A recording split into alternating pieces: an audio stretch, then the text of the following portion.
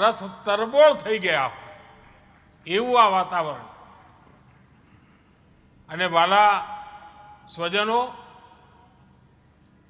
બાવળિયાળી ધામ એ કેવળ એક ધાર્મિક સ્થાન નથી.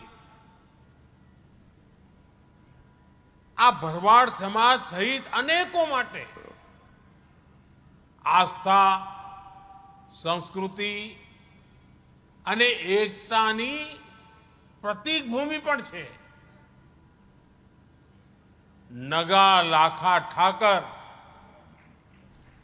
એમની કૃપાથી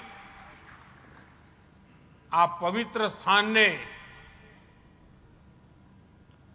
અહીંથી ભરવાડ સમુદાયને હંમેશા સાચી દિશા, ઉત્તમ પ્રેરણા, આનો અખૂટ વારસો મળ્યો છે.